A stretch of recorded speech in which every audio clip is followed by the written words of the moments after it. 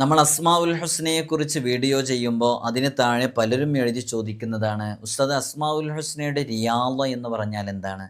റിയാള പൂർത്തിയാക്കി വീട്ടുക എന്ന് പറഞ്ഞാൽ എന്താണ്? അങ്ങനെ റിയാള പൂർത്തിയാക്കി വീട്ടിയാലുള്ള നേട്ടങ്ങൾ എന്തൊക്കെയാണ്? അതെല്ലാവരും പൂർത്തിയാക്കി വീട്ടേണ്ടതുണ്ടോ? റിയാളയുമായി ബന്ധപ്പെട്ട് പറയുമെന്ന്. നമ്മൾ ഇതിനോടകം തന്നെ റിയാളയുമായി ബന്ധപ്പെട്ട് നിരവധി വീഡിയോസുകൾ ചെയ്തിട്ടുണ്ട്.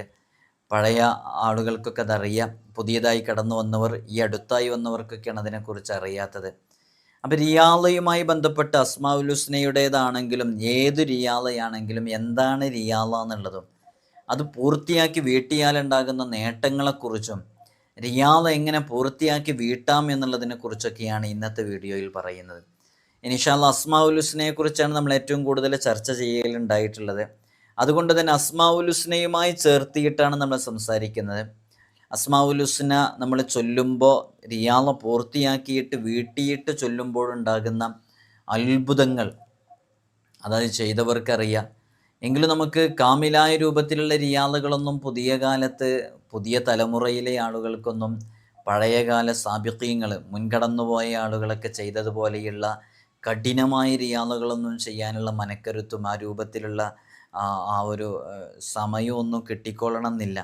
അതുകൊണ്ട് തന്നെ നമുക്കൊക്കെ വളരെ ലളിതമായിട്ട് ചെയ്യാൻ പറ്റുന്ന ചെറിയ രൂപത്തിലുള്ള റിയാളയെങ്കിലും ചെയ്ത് വീട്ടണം എന്ന് നമ്മളെപ്പോഴും പലപ്പോഴും പറയാറുണ്ട്. ആ ചെറിയ റിയാളയുടെ രൂപവും ഇൻഷാ അല്ലാഹ് വിശദീകരിക്കുന്നുണ്ട്.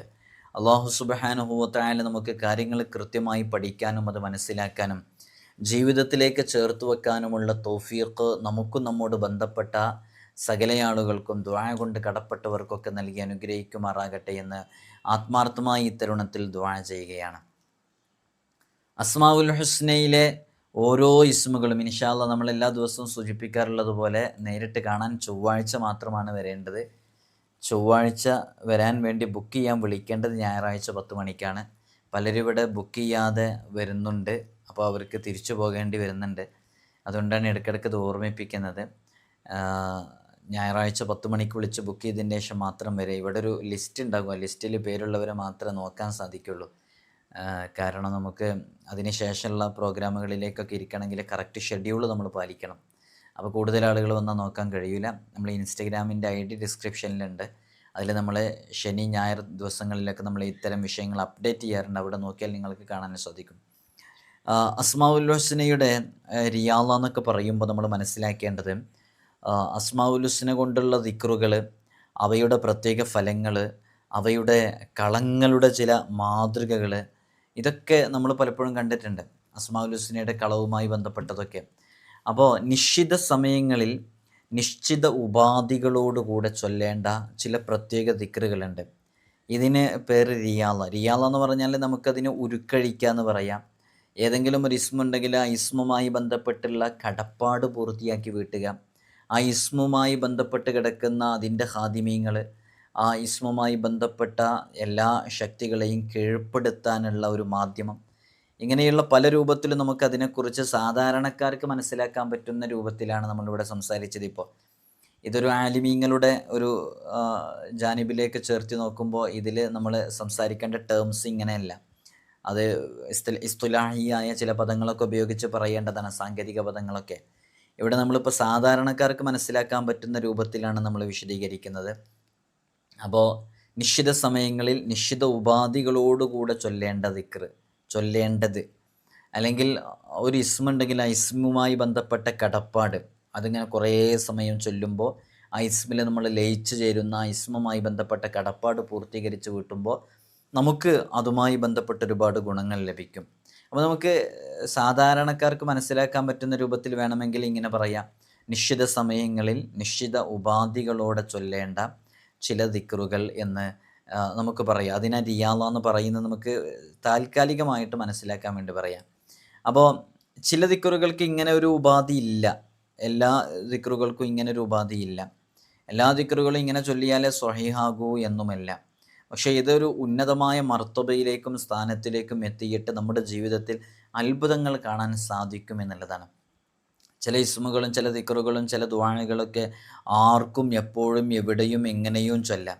പക്ഷെ ചിലതിന് നിശ്ചിത എണ്ണം ചൊല്ലണമെന്ന ഉപാധിയുണ്ട്. നമ്മൾ ആദ്യം റിയാളയുമായി ബന്ധപ്പെട്ട് പറഞ്ഞതൊക്കെ ഖൽവത്തിൽ മാത്രമേ ചൊല്ലാൻ പറ്റൂ. ഖൽവത്തിൽ മാത്രമേ എന്ന് പറഞ്ഞാൽ ഖൽവത്തിൽ ചൊല്ലുമ്പോഴാണ് അതിന് കൂടുതൽ ഫലം ലഭിക്കുക. എന്നാലാണ് അതുകൊണ്ട് ഉദ്ദേശിച്ചിട്ടുള്ള ഫലം നമുക്ക് നേടിയെടുക്കാനും സാധിക്കുകയുള്ളൂ. ആ സമയത്ത് തന്നെ ചൊല്ലുന്ന സമയത്ത് നമ്മുടെ വയറ് കാലിയായിരിക്കണം, ആമാശയം കാലിയായിരിക്കണം, ഉറക്കമൊഴിക്കണം. അങ്ങനെ ഉറക്കമിളച്ച് വിശപ്പ് അനുഭവിച്ച് നിശ്ചിത ദിവസങ്ങളിൽ അത് മുടങ്ങാതെ തുടരുകയും ചെയ്യുകയും വേണം. നമ്മൾ ഈ അസ്മാഉൽ ഹുസ്നയുടെ റിയാദയെക്കുറിച്ച് എനിക്ക് തോന്നുന്നു ഒരു 10 വീഡിയോൻ്റെ അടുത്ത് നമ്മൾ ചെയ്തിട്ടുണ്ട്. അതിലൊക്കെ നമ്മളതിൻ്റെ റിയാദയുമായി ബന്ധപ്പെട്ട് പാലിക്കേണ്ട എല്ലാ വിഷയങ്ങളും നമ്മൾ സൂചിപ്പിക്കുകയും ചെയ്തിട്ടുണ്ട്. അതുകൊണ്ട് കൂടുതൽ ആ വിഷയത്തിലേക്ക് നമ്മളതിൻ്റെ രൂപത്തിലേക്ക് പ്രവേശിക്കുന്നില്ല. അപ്പോൾ ഖൽവത്തിൽ ചൊല്ലുന്ന ഇസ്മുകൾക്ക് വലിയ പ്രത്യേകതകളുണ്ട്, പ്രത്യേക ഫലങ്ങളുണ്ട്, അത് അനേകമുണ്ട്. അതൊരു അനിഷേധ്യമായ യാഥാർത്ഥ്യവുമാണ്. നമ്മൾ ഖൽവത്തിലിരുന്ന് ചൊല്ലുമ്പോൾ, ഏകാന്തമായിരുന്നു ചൊല്ലുമ്പോൾ മനുഷ്യൻ്റെ ഇതര ജീവികളുടെയൊക്കെ ഡിസ്റ്റർബൻസ് ഇല്ലാതെ നമ്മൾ ആത്മാർത്ഥമായിട്ട് അള്ളാഹ് എന്ന ചിന്തയിൽ മാത്രം ചൊല്ലുന്ന സമയത്ത്. പക്ഷേ ഇങ്ങനെ ഖൽവത്തിലിരുന്നൊക്കെ നമ്മൾ ഏതെങ്കിലും ഒരു ഇസ്മ് അനേകം തവണ ഇങ്ങനെ അതിൻ്റെ റിയാദയൊക്കെ വലിയ റിയാദകളൊക്കെ പൂർത്തിയാക്കി വിട്ടുമ്പോൾ അതിന് യോഗ്യനായ ഒരു ഷെയ്ഖിൻ്റെ, ഒരു ജ്ഞാനഗുരുവിൻ്റെ ഒരു സമ്മതം, ഇജാസത്ത് വാങ്ങിച്ചേ അത് ചൊല്ലാവൂ എന്നുള്ളതാണ്. ആ ശിഷ്യന് ഗുരുവിൻ്റെ ഒരു തർബിയത്ത്, ഒരു മാർഗദർശനം എപ്പോഴും ഇങ്ങനെ ഉണ്ടായിക്കൊണ്ടേയിരിക്കുകയും ചെയ്യും. നമ്മളിപ്പോൾ ഇതൊക്കെ ഷെയ്ഖുമാരൊക്കെ അവരവരുടെ മുമ്പിൽ വന്നിരിക്കുന്ന അസ്മാഉൽ ഹുസ്നയുടെയൊക്കെ റിയാദ പൂർത്തിയാക്കി വീട്ടാൻ ഉദ്ദേശിക്കുന്നവർക്ക് അവർ എടുത്തു കൊടുക്കുന്ന സെലക്ട് ചെയ്ത് കൊടുക്കുന്ന ഇസ്മുകൾക്കൊക്കെ ചില രൂപങ്ങളൊക്കെ ഉണ്ട് എടുത്തു കൊടുക്കാൻ. അപ്പോൾ ഒരാൾ നമ്മുടെ മുമ്പിലിരിക്കുമ്പോൾ അയാൾക്ക് ആപ്റ്റായിട്ടുള്ള, യോജിച്ചിട്ടുള്ള ഇസ്മ അസ്മാഉൽ ഹുസ്നയിലെ ഏത് ഇസ്മാണെന്ന് മനസ്സിലാക്കാൻ ആ ഷെയ്ഖിന് നല്ല കഴിവുണ്ടായിരിക്കും. അവിടെ ഇരുന്ന് നമ്മുടെ മുമ്പിലിരുന്ന് അവർ സംസാരിക്കുമ്പോൾ ആ ഷെയ്ഖിനത് കൃത്യമായിട്ട് പറഞ്ഞു കൊടുക്കാൻ സാധിക്കും. എങ്ങനെ പറഞ്ഞു കൊടുക്കാൻ സാധിക്കും? അയാൾ സംസാരിക്കുമ്പോൾ അയാളുടെ ശരീരപ്രകൃതി മനസ്സിലാക്കിയിട്ട് അയാളുടെ വിഷയങ്ങളുമായി യോജിച്ച് നിൽക്കുന്നത്, അയാളുടെ ജീവിത സാഹചര്യങ്ങളുമായി യോജിച്ച് നിൽക്കുന്നത്, അങ്ങനെ ആ ഷെയ്ഖിൻ്റെ സമ്മതപ്രകാരം അയാൾ ആത്മാർത്ഥമായിട്ട് ആ ഇസ്മ ചൊല്ലിക്കൊണ്ടിരിക്കുമ്പോൾ അതിൽ നിന്ന് വലിയ ഗുണങ്ങൾ അവന് നേടിയെടുക്കാൻ സാധിക്കും. അപ്പോൾ എങ്ങനെയാണ് ചൊല്ലേണ്ടതെന്ന് തീരുമാനിക്കാൻ ഗുരുവിൻ്റെ മുമ്പിലേക്ക് എത്തുമ്പോൾ ഗുരുവിൻ്റെ മുമ്പിൽ ആ ആളിങ്ങനെ ഇരിക്കുന്ന സമയത്ത് ചിലപ്പോൾ അസ്മാഉൽ ഹുസ്ന ചൊല്ലാൻ വേണ്ടി പറയും. അങ്ങനെ ചൊല്ലാൻ വേണ്ടി പറയുമ്പം ആ ഷെയ്ഖ്, ഗുരു അത് കൃത്യമായി ശ്രദ്ധിച്ച് സാഗൂതം കേട്ടുകൊണ്ടിരിക്കും. അങ്ങനെ കേട്ടുകൊണ്ടിരിക്കുന്നതിനിടയിൽ ശിഷ്യൻ്റെ പ്രകൃതങ്ങൾ നോക്കി മനസ്സിലാക്കുകയും ചെയ്യും. അതിനിടയിൽ ചില ഇസ്മുകൾ ഉരുവിട്ടുകൊണ്ടിരിക്കുമ്പോൾ ചിലപ്പോൾ ചില ഫീലിങ്സുകളൊക്കെ ഉണ്ടാകും. എങ്ങനെ? ചിലപ്പോൾ തണുപ്പ് അനുഭവപ്പെടും, ചിലപ്പോൾ കോരിത്തരിപ്പ് അനുഭവപ്പെടും. പ്രകൃത വ്യത്യാസം ഇങ്ങനെ ഉണ്ടാകുന്നതൊക്കെ ആ ഒരു ഷെയ്ഖിനത് തിരിച്ചറിയാൻ സാധിക്കുന്നുള്ളതാണ്. ഇങ്ങനെ അയാളുടെ ശരീരം വിവർണമാകുന്നതും അതേപോലെ തന്നെ അയാളുടെ മൂമെൻസും അയാളുടെ ഭാവപ്രകടനങ്ങളൊക്കെ മനസ്സിലാക്കാൻ സാധിക്കും. അങ്ങനെ അതെല്ലാം നോക്കിയിട്ടാണ് ഒരു ഷെയ്ഖ് അവർക്കൊരു ഇസ്മൊക്കെ ചൊല്ലാൻ വേണ്ടിയിട്ട് പ്രത്യേകമായിട്ട് കൊടുക്കുക. അങ്ങനെ ഖൽവത്തിലിരുന്ന് അതങ്ങനെ ചൊല്ലാൻ വേണ്ടി കൊടുക്കുന്നു, ചൊല്ലാൻ കൽപ്പിക്കുന്നു, അത് ആത്മാർത്ഥമായിട്ട് ചൊല്ലാൻ വേണ്ടി പറയുന്നു. ഒരുപാട് ഉപാധികൾ, കണ്ടീഷൻസുകൾ, ചില പഥ്യങ്ങൾ പറഞ്ഞു കൊടുക്കുന്നു. അതിനനുസരിച്ച് അത് വളരെ ആത്മാർത്ഥമായിട്ട് ചൊല്ലുന്നു. അങ്ങനെ ചൊല്ലിക്കൊണ്ടിരിക്കുമ്പോൾ അത് എന്തുദ്ദേശത്തിന് വേണ്ടിയാണോ അവർ ചൊല്ലുന്നത് ആ ഒരു ലക്ഷ്യത്തിലേക്ക് വളരെ പെട്ടെന്ന് എത്താൻ സാധിക്കുന്നു എന്നുള്ളതാണ്. അപ്പോൾ അങ്ങനെ കുറിക്കുകൊള്ളുന്ന പ്രയോഗമായിട്ട് ആ ഇസ്മ തീരും. അപ്പോൾ ഇതൊക്കെ കൃത്യമായിട്ട് മനസ്സിലാക്കിയിട്ട് ചെയ്യണമെങ്കിൽ ഒരു ഗുരുവിൻ്റെ മുമ്പിലിരുന്ന് നമ്മളതിൻ്റെ എല്ലാ വിഷയങ്ങളും പറഞ്ഞ് മനസ്സിലാക്കി കൊടുത്തിട്ടാണ് ആ വിഷയങ്ങളിലേക്കൊക്കെ ഇറങ്ങുക. അപ്പോൾ ആ വന്നിരിക്കുന്ന ആളുടെ അനാസിറുകൾക്കൊത്ത ഇസ്മായിരിക്കും തിരഞ്ഞെടുക്കുക, ആ രൂപത്തിൽ തിരഞ്ഞെടുക്കുകയും ചെയ്യും. അപ്പോൾ നമ്മൾ ഏത് ഇസ്മാണ് എന്നുള്ളത് നമുക്കിഷ്ടമുള്ള ഇസ്മായിരിക്കില്ല. നമ്മൾ അവരുടെ മുമ്പിൽ, ഷെയ്ഖുമാരുടെ മുമ്പിൽ ചെന്നിരുന്ന്, നമ്മുടെ ഗുരുവര്യരുടെ മുമ്പിൽ ചെന്നിരുന്ന് നമ്മൾ ചെയ്യുമ്പോൾ അതിനനുസരിച്ചുള്ള ഒരു ഇസ്മ നമ്മുടെ മുമ്പിലേക്ക് വരും. അതിനേക്കാൾ ഉചിതമായിട്ടുള്ള, നമ്മൾ ചിന്തിക്കുന്ന രൂപത്തിനേക്കാൾ നല്ല രൂപമായിരിക്കും നമുക്ക് ലഭിക്കുക. അങ്ങനെ ചൊല്ലുമ്പോൾ ഇസ്മിന് ചൈതന്യവും അതിന് വീര്യവും കൂടും, നല്ല രൂപത്തിൽ അവൻ്റെ ജീവിതത്തിൽ ഉയർച്ച ഉണ്ടാകാൻ കാരണമാകുമെന്നുള്ളതാണ്. ചിലപ്പോൾ ഇസ്മുകൾ ചൊല്ലുന്ന സമയത്ത് ശരീരത്തിൽ നിറമാറ്റങ്ങൾ വരെ തോന്നിക്കും, നിറമാറ്റങ്ങൾ സംഭവിക്കും. അത് ആ ഇസ്മിൻ്റെയൊക്കെ ഒരു ഇതുകൊണ്ട് എഫക്റ്റും ഉണ്ട്. അത് ആ ഷെയ്ഖിനെ കണ്ടെത്താൻ സാധിക്കുകയും ചെയ്യും എന്നുള്ളതാണ്. അപ്പോൾ അത് വീണ്ടും വീണ്ടും ആവർത്തിക്കുന്നു. അങ്ങനെ ആവർത്തിക്കുമ്പോൾ അതെല്ലാം കൃത്യമായി മനസ്സിലാക്കിയിട്ട് ആ ഇസ്മുകളെല്ലാം നിർണയിച്ചു കൊടുക്കും. ആ ഇസ്മുകൾ ഖൽവത്തിലിരുന്ന് ചൊല്ലാൻ വേണ്ടി നിർദ്ദേശിക്കുകയും ചെയ്യും. ചില സമയത്ത് നമ്മൾ ഷെയ്ഖുമാരുടെ അടുക്കൽ അസ്മാഉൽ ഹുസ്നയുമായി ബന്ധപ്പെട്ട റിയാളൊക്കെയോ അല്ലെങ്കിൽ ഏതെങ്കിലും ഒരു ദിക്റിൻ്റെ റിയാളൊക്കെയോ ഒക്കെ മറ്റൊക്കെ വേണ്ടിയിട്ട് നമ്മൾ ചൊല്ലുമ്പോൾ നമ്മൾ ഉദ്ദേശിച്ചത് ഏതെങ്കിലും ഒരു വിഷയം ഇജാസത്തിന് വേണ്ടിയിട്ട് റിയാളൊക്കെ വേണ്ടിയിട്ട് ചൊല്ലാൻ വേണ്ടിയിട്ടായിരിക്കും. പക്ഷെ അവർ നമുക്ക് നൽകുന്നത് നമ്മൾ ഉദ്ദേശിച്ചതായിരിക്കില്ല. ചിലപ്പോൾ അസ്മാഉൽ ഹുസ്നൻ്റെ ചോദിക്കുമ്പോൾ അവർ ചിലപ്പോൾ നമുക്ക് തരുന്ന ലാ ഇലാഹ ഇല്ലല്ലാഹ് ചൊല്ലാൻ വേണ്ടിയിട്ടാണ് തരിക. ചിലപ്പോൾ ഹസ്ബുനല്ലാഹു നിഅമൽ വക്കീൽ ചൊല്ലാൻ വേണ്ടിയിട്ടാണ് തരിക. അപ്പോൾ അങ്ങനെ നമ്മൾ ഉദ്ദേശിക്കുന്ന രൂപത്തിലായിരിക്കില്ല നൽകുന്നത്. അപ്പോൾ ആ സമയത്ത് നമ്മൾ ഒരു വിമുഖത ഉണ്ടാകാൻ പാടില്ല. ഒരു ഷെയ്ഖ് നമുക്ക് എന്താണോ പറഞ്ഞിരുന്നത് അത് പൂർണ്ണ സമ്മതത്തോടുകൂടെ നല്ല മനസ്സാന്നിധ്യത്തോടുകൂടെ അത് കേട്ട് മനസ്സിലാക്കിയിട്ട് അത് ചൊല്ലുകയാണ് വേണ്ടത്. അപ്പോൾ ചിലപ്പോൾ ലാ ഇലാഹ ഇല്ലല്ലാഹ് എന്ന് പറഞ്ഞ ദിക്റായിരിക്കും ചൊല്ലുക. നമ്മൾ ഉദ്ദേശിച്ചത് അസ്മാഉൽ ഹുസ്നയുടെ ഇസ്മ കിട്ടണം എന്നുള്ള ഉദ്ദേശത്തിൽ നമ്മൾ പോയിട്ടുണ്ടായിരിക്കുക. പക്ഷെ അവിടെയും സിർറ് കിടക്കുന്നുണ്ട്, രഹസ്യം കിടക്കുന്നുണ്ട്. എന്താണെന്ന് വെച്ചാൽ അതിങ്ങനെ ചൊല്ലിക്കൊണ്ടിരിക്കുമ്പോൾ അസ്മാഉൽ ഹുസ്നയുടെ ഇസ്മാണല്ലോ അവൻ ചോദിച്ചിരുന്നത്. അങ്ങനെ ചൊല്ലിക്കൊണ്ടിരിക്കുമ്പോൾ ഈ ഷെയ്ഖ് പറഞ്ഞ ഇസ്മ ഇങ്ങനെ ചൊല്ലിക്കൊണ്ടിരിക്കുമ്പോൾ അവനക്ക് ചിലപ്പോൾ ഒരു ഇൽഹാം വന്നേക്കാം. ഒരു ഇൽഹാമിലൂടെ, ഒരു ദർശനത്തിലൂടെ അസ്മാഉൽ ഹുസ്നയിലെ ഇസ്മുകൾ ചൊല്ലാൻ വേണ്ടിയുള്ള നിർദ്ദേശം വരും. അങ്ങനെ അയാൾക്ക് ഒരു അഭൗതികമായ രൂപത്തിൽ അവൻ്റെ മുമ്പിൽ ആ ഇസ്മ കിട്ടപ്പെടുകയാണ്. അങ്ങനെയാകുമ്പോൾ കുറച്ചും കൂടെ ഒരു പവർഫുള്ളാണ് അതല്ലേ, ഒരു അഭൗതികമായ രൂപത്തിൽ കിട്ടുകയാണ് ഒരു ഇസ്മ ചൊല്ലാൻ വേണ്ടിയിട്ട്. അങ്ങനെയൊക്കെ അനുഭവങ്ങൾ എത്രയോ ഉണ്ടായിട്ടുണ്ട്. അപ്പോൾ അയാളതിങ്ങനെ ചൊല്ലിക്കൊണ്ടിരിക്കുമ്പോൾ സൗഭാഗ്യങ്ങളുടെയും ഖൈറിൻ്റെയും സന്തോഷത്തിൻ്റെയും വാതായനങ്ങൾ അവൻ്റെ മുമ്പിൽ തുറക്കപ്പെടുകയാണ്. അങ്ങനെ അവൻ ഉന്നതങ്ങളിലേക്ക് എത്തുന്നു. അവൻ്റെ ജീവിതത്തിലുള്ള പ്രയാസങ്ങൾ തീരുന്നു. ഏത് പ്രതിസന്ധികളിലും അവനക്ക് ആ ഇസ്മ മാത്രം ചൊല്ലേണ്ട ആവശ്യമേ ഉണ്ടാവുകയുള്ളൂ. ചില പ്രത്യേക ഫലങ്ങളുള്ള ഇസ്മുകളുണ്ട്.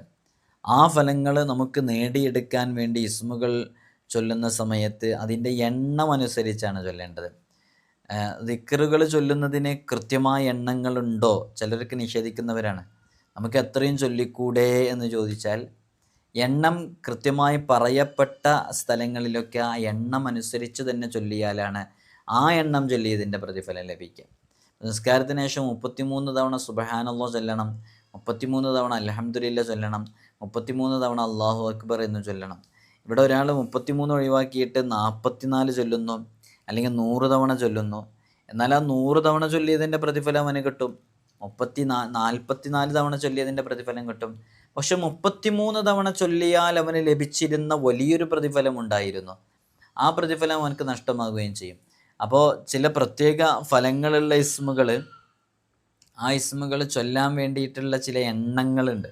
ആ എണ്ണങ്ങൾക്കനുസരിച്ച് തന്നെ ചൊല്ലാൻ വേണ്ടി പരമാവധി ശ്രമിക്കണം.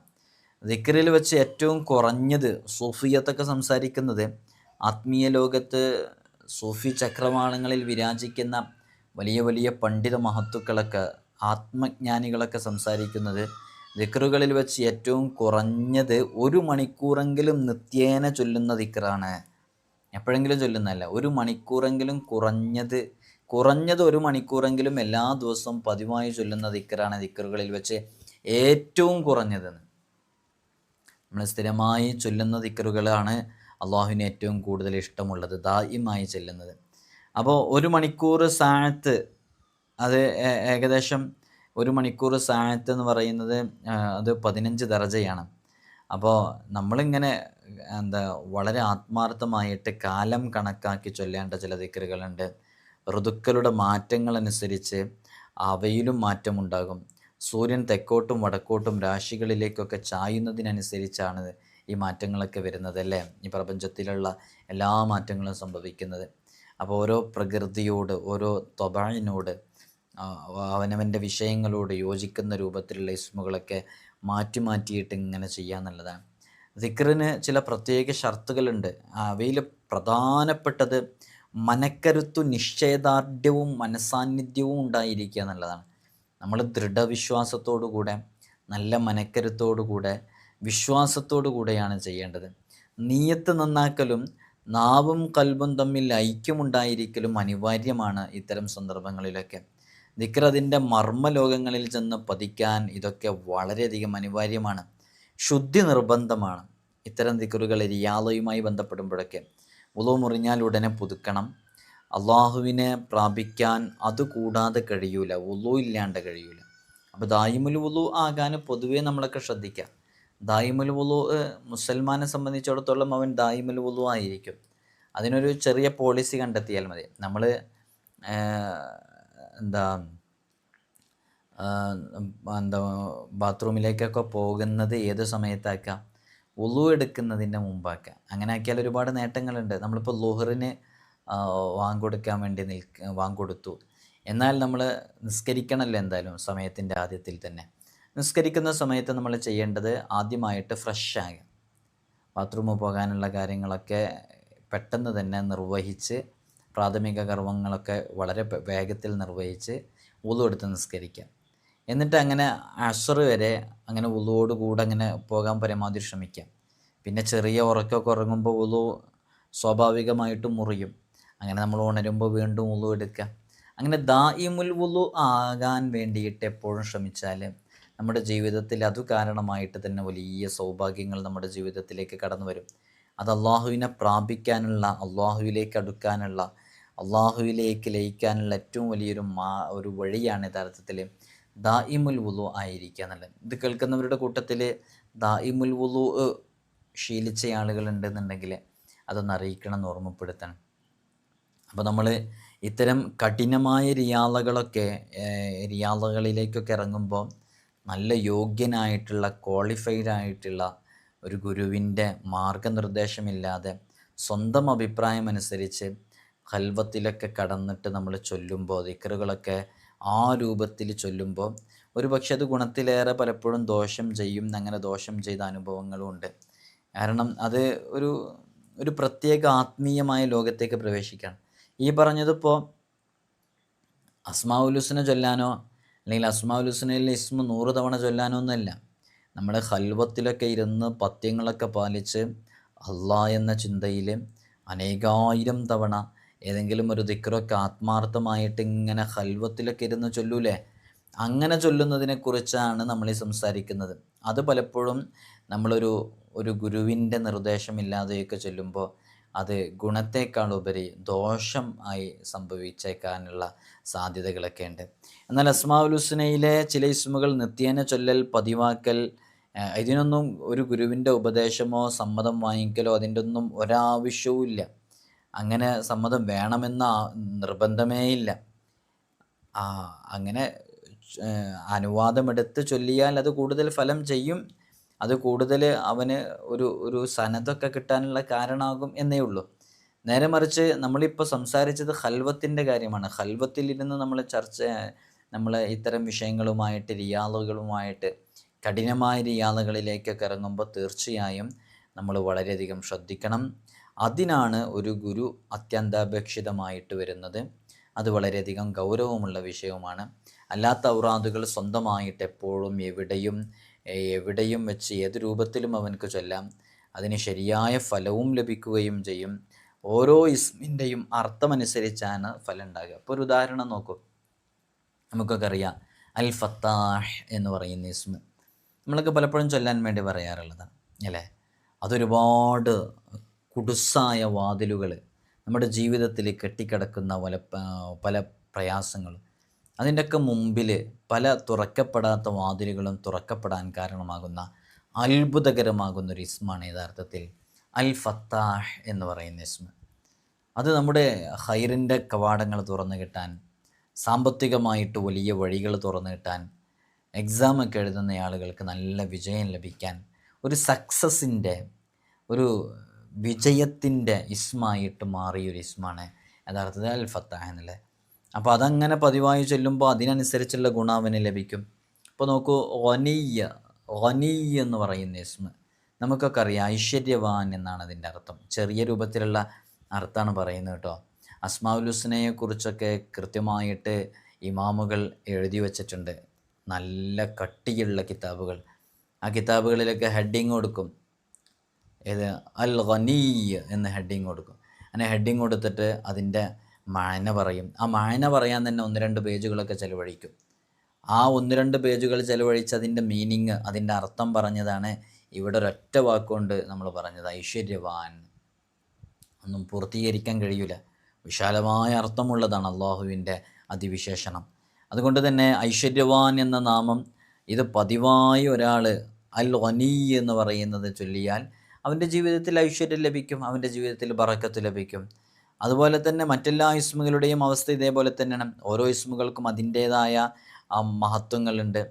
അപ്പോൾ അങ്ങനെ ചൊല്ലുമ്പോൾ നമുക്കതിന് ആമാശയം കാലിയാക്കുകയോ, നമ്മൾ നേരത്തെ റിയാളയുടെ സമയത്ത് നമ്മൾ പറഞ്ഞല്ലോ വയറ് കാലിയായിരിക്കണം അങ്ങനെയോ ഉറക്കമൊഴിക്കുകയോ ഒന്നും വേണ്ടി വരുന്നില്ല. പക്ഷേ അപ്പോഴും അങ്ങനെ ചൊല്ലുന്നതാണ് ഏറ്റവും നല്ലത്. അല്ലെങ്കിൽ ഭക്ഷണവുമായി ബന്ധപ്പെട്ട് നമ്മൾ ശ്രദ്ധിക്കേണ്ട ചില വിഷയങ്ങളുണ്ട്, ഞാനതിലേക്ക് വരാം. അപ്പോൾ ഏതു ഇബാദത്ത് ചെയ്യുമ്പോഴും വയറുകാലിയായിരിക്കൽ, അതാണ് ഇബാദത്തിന് വലിയ ആത്മാർത്ഥത കിട്ടാനൊക്കെ കാരണമാകും. അങ്ങേയറ്റം വിശന്ന് വയറൊട്ടിയ രൂപത്തിലേക്കാവുക എന്നല്ല, വയറ് എത്രയാണ് നിറയ്ക്കേണ്ടത്, ഏത് രൂപത്തിലാണ് കഴിക്കേണ്ടതെന്നൊക്കെ മുത്തുനബി സല്ലല്ലാഹു അലൈഹി വസല്ലം തങ്ങളുടെ ജീവിതത്തിൽ നിന്ന് നമ്മൾ പഠിച്ചവരാണ്. ഇന്ന് നോക്കുന്നു പുതിയ കാല ആളുകൾക്കൊക്കെ നന്നായിട്ട് വയറ് നന്നായിട്ട് ചാടിയിട്ടുള്ള ആളുകളാണ്. അവരൊക്കെ ഒബ്സിറ്റി, നന്നായിട്ട് തടിയുള്ള ആളുകളാണ്. അതുകൊണ്ട് തന്നെ നമുക്ക് ഇബാദത്തിൽ അലസത വരുന്നു. നമുക്ക് ഉദ്ദേശിക്കുന്ന സമയത്ത് എഴുന്നേൽക്കാൻ പറ്റുന്നില്ല. നമ്മൾ ഫാറ്റ് കൂടിയിട്ട്, ഭക്ഷണം കൂടിയിട്ട്, നമ്മുടെ ജീവിതശൈലിയിൽ മാറ്റം വന്നപ്പോൾ നമുക്ക് കൃത്യമായ ഇബാദത്തുകൾ ഉന്മേഷത്തോടു കൂടെ ചെയ്യാൻ സാധിക്കുന്നില്ല. അപ്പോൾ നമ്മൾ ഏതു ഇബാദത്ത് ചെയ്യുമ്പോഴും നമ്മൾ വയറു കാലിയായിരിക്കുക എന്ന് പറഞ്ഞാൽ മിതമായ രൂപത്തിൽ വയറിൻ്റെ 1/3 ഭാഗം ഭക്ഷണം കഴിച്ച് നല്ല രൂപത്തിൽ നല്ല റാഹത്തോടു കൂടെ നിസ്കരിക്കാൻ അത് കാരണമാകുമെന്നുള്ളതാണ്. അലസതയുടെയും അശ്രദ്ധയുടെയും ഉറക്കിൻ്റെയും മിശ്രിതമാണ് യഥാർത്ഥത്തിൽ വീർത്ത് കിടക്കുന്ന വയറെന്നാണ്. അപ്പോൾ അലസത വരാൻ കാരണമാകും, അശ്രദ്ധ വരാൻ കാരണമാകും, ഉറക്കാൻ വരാൻ കാരണമാകും. അതുകൊണ്ട് തന്നെ എപ്പോഴും മിതമായി മാത്രം ഭക്ഷണം കഴിക്കാം. വയറു വീർത്താൽ പിന്നെ ഇബാദത്തുകൾക്ക് ഭാരം കൂടുന്നു, പിന്നെ വിശ്രമമാണ്. ഈ പറയുന്നതൊക്കെ പോയിൻ്റല്ലേ? നിങ്ങളുടെ ജീവിതത്തിൽ നിങ്ങൾക്കിതൊക്കെ മനസ്സിലാക്കാൻ പറ്റുന്നില്ലേ? നിങ്ങൾ ജസ്റ്റ് ഒന്ന് ജീവിതത്തിലേക്ക് തട്ടിച്ചു നോക്കി പറയുന്ന കാര്യങ്ങളൂടെ. വയറ് വീർത്ത് കഴിഞ്ഞാൽ, ഭക്ഷണം ധാരാളം കഴിച്ചു കഴിഞ്ഞാൽ ഇബാദത്തുകൾക്ക് ഭാരം കൂടുന്നു, പിന്നെ വിശ്രമമാണ് നമുക്കൊക്കെ ആവശ്യം. ഇബാദത്ത് മാത്രമല്ല, ഒരു ജോലിയും പിന്നെ ചെയ്യാൻ കഴിയില്ല, എപ്പോഴും ക്ഷീണമായിരിക്കും. അപ്പോൾ നമ്മൾ ഏത് ഘട്ടത്തിലും നമുക്ക് ഏറ്റവും നല്ലത് വയറ് മുഴുവനായിട്ട് നിറക്കാതെ അല്പം കഴിക്കലാണ് ഏറ്റവും നല്ലത്. പിന്നെ ആ ഭക്ഷണം ഒന്ന് ദഹിച്ച് ആമാശയം ഒന്ന് കാലിയായി കഴിഞ്ഞാൽ അതുവരെ കിടക്കാനാണ് നമുക്ക് താല്പര്യം ഉണ്ടാകുക. തിന്നത് ദഹിച്ചു കഴിഞ്ഞാലോ നല്ല ഉന്മേഷം ഉണ്ടാകും, നല്ല ഉത്സാഹം ഉണ്ടാകും, ഇബാദത്തിന് പ്രചോദനം ലഭിക്കുന്നു, നമുക്ക് കണ്ണുകൾക്ക് നല്ല ഉണർച്ച ലഭിക്കുന്നു. അങ്ങനെയാണ് എപ്പോഴും. മുത്തുനബി സല്ലല്ലാഹു അലൈഹി വസല്ലം തങ്ങൾ തന്നെ പറയുന്നുണ്ട്, മനുഷ്യൻ നിറക്കുന്ന പാത്രങ്ങളിൽ വെച്ച് ഏറ്റവും ചീത്തയായ പാത്രം അത് വയറാണെന്ന് അഷ്റഫുൽ ഖൽഖ് മുഹമ്മദ് റസൂലുള്ളാഹി സ്വല്ലല്ലാഹു അലൈഹി വസല്ലം തങ്ങൾ നമ്മെ പഠിപ്പിച്ചിട്ടുണ്ട്. മുത്തുനബി സല്ലല്ലാഹു അലൈഹി വസല്ലം തങ്ങൾക്ക് വിശപ്പ് സഹിക്കുന്നത് വലിയ ഇഷ്ടമായിരുന്നു. ഹബീബായ സല്ലല്ലാഹു അലൈഹി വസല്ലം തങ്ങൾക്ക് വിശപ്പ് സഹിക്കുന്നത് ഇഷ്ടമായിരുന്നു. വിശപ്പിൻ്റെ കാഠിന്യമേറുമ്പോൾ വയറിൻ്റെ മേൽ കല്ലുവെച്ച് കെട്ടിയ സംഭവം പോലും നമുക്കൊക്കെ അറിയാം, ഖന്തക്കിൻ്റെ വേളയിൽ ഹബീബായ സല്ലല്ലാഹു അലൈഹി വസല്ലം തങ്ങൾ ചെയ്തത്. അപ്പോൾ ഉപവാസം എന്ന് പറയുന്നത്, വയറ് കാലിയാകുക എന്ന് പറയുന്നത്, അത് അള്ളാഹുവിലേക്ക് അടുക്കാനും ഇബാദത്തുകളിൽ സജീവമാകാനും നല്ല ഉന്മേഷം ലഭിക്കാനും അത് കാരണമാകുമെന്ന് പണ്ഡിതന്മാർ പറയുന്നുണ്ട്. യഥാർത്ഥത്തിൽ വയറ് വീർക്കുന്നത് അത് ബുദ്ധിയെ വരെ ക്ഷയിപ്പിക്കും എന്നുള്ളതാണ്. വയറ് വീർക്കുമ്പോൾ മനുഷ്യൻ അധപ്പതിക്കുന്നു, വയറ് കാലിയാകുമ്പോൾ അവൻ മലക്കുകളോട് സാദൃശ്യപ്പെടുന്നു എന്നാണ് സ്വാലിഹ്യങ്ങളൊക്കെ പഠിപ്പിച്ചത്. എന്തേ വയറ് കാലിയാകുമ്പോൾ മലക്കുകളോട് സാദൃശ്യമാകുന്നത്? സ്വാലിഹ്യങ്ങളൊക്കെ പഠിപ്പിച്ചത് കാണാം. അപ്പോൾ അതുകൊണ്ട് നമ്മളെപ്പോഴും ഇത്തരം അമലുകളൊക്കെ ചെയ്യുമ്പോൾ പരമാവധി വിശന്നുകൊണ്ടാണ് ചെയ്യേണ്ടത്, വയറു കാലിയായിട്ടാണ് ചെയ്യേണ്ടത് എന്ന് പറയുന്നത് കൊണ്ടാണ്. ഉദരപൂരണം, വയറ് നിറക്കുന്നത്, അങ്ങനെ ചെയ്തു കഴിഞ്ഞാൽ അതിന് ആത്മാർത്ഥത കുറയുമ്പോൾ അതിന് ഫലം കുറയും. എല്ലാവർക്കും നല്ലത്, എല്ലാ രൂപത്തിലും നമുക്ക് ഏറ്റവും നല്ലത് വയറ് കാലിയാകുന്നതാണ്. മാത്രമല്ല നന്നായിട്ട് വയറ് നിറക്കുന്നത് അതൊരുപാട് രോഗങ്ങൾക്ക് കാരണമാകുമെന്നാണ്. ഒരിക്കൽ മഹാനരായ യൂസുഫ് നബി അലൈഹി സ്വലാത്തു വസ്സലാമിനോട് ചോദിക്കുന്നുണ്ട്, അങ്ങ് വയറ് നിറച്ച് ഭക്ഷണം കഴിക്കാത്തത് എന്താണെന്ന്.